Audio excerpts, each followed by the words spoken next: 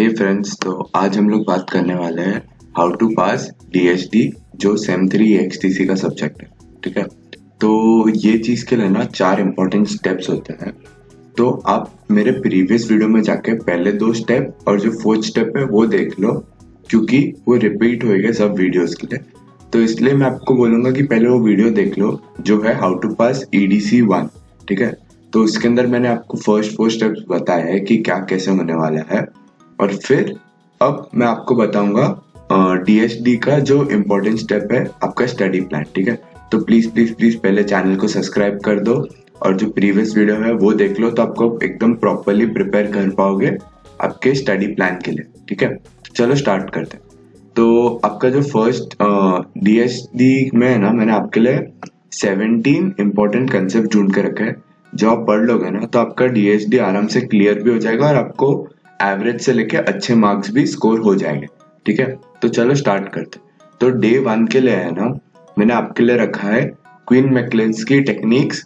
तो इसके ऊपर एक न्यूमेरिकल आता है कोई भी 10 मार्क्स के लिए।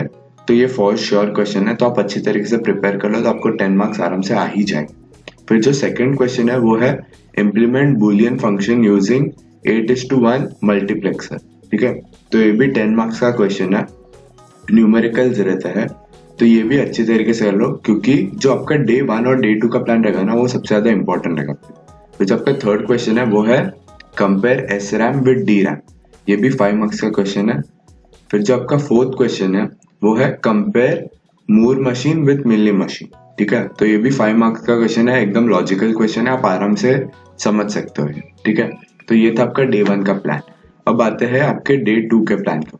तो जो आपका फिफ्थ क्वेश्चन है वो है explain the working of 3-bit synchronous counter with proper timing diagram. ठीक है, तो ये 10 मार्क्स के लिए आता है, टाइमिंग डायग्राम और फिर जो सिंक्रोनस काउंटर है वो।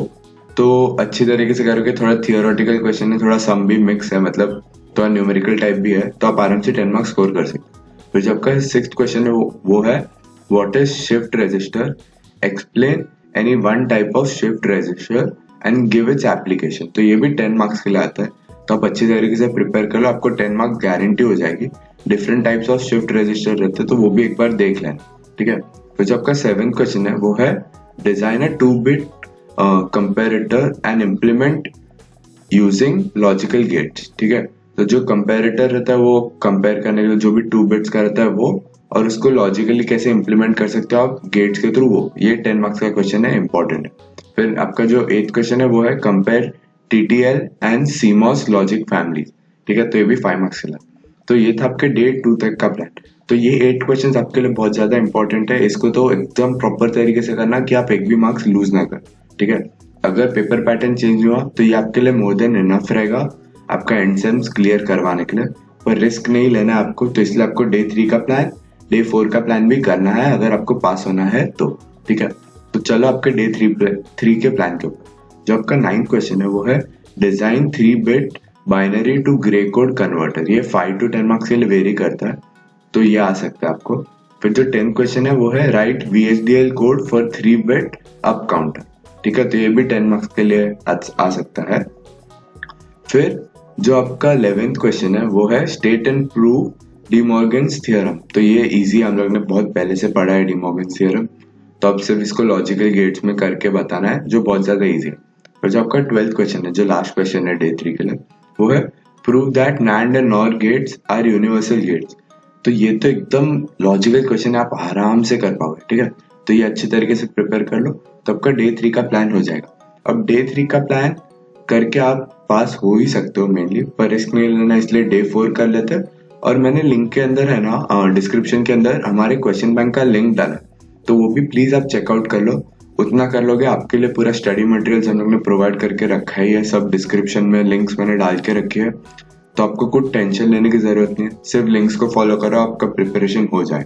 ठीक है, फिर जो आपका 13th क्वेश्चन है वो है convert JK flip flop to D और T टाइप फ्लिप फ्लॉप, मतलब जो भी different types of flip flop रहते हैं ना वो।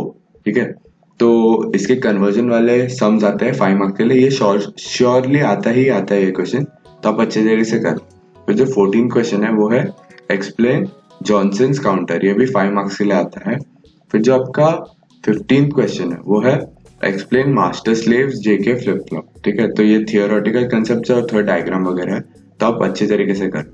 फिर जो आपका 16th क्वेश्चन है वो है convert any numerical to decimal binary and hexadecimal. तो ये है ना आपके फर्स्ट क्वेश्चन में आ सकता है मेनली, और इजी है, स्टैंडर्ड टाइप का क्वेश्चन है, तो अच्छे तरीके से कर। फिर जो आपका 17th क्वेश्चन है वो है design a full adder using 3:8 decoder.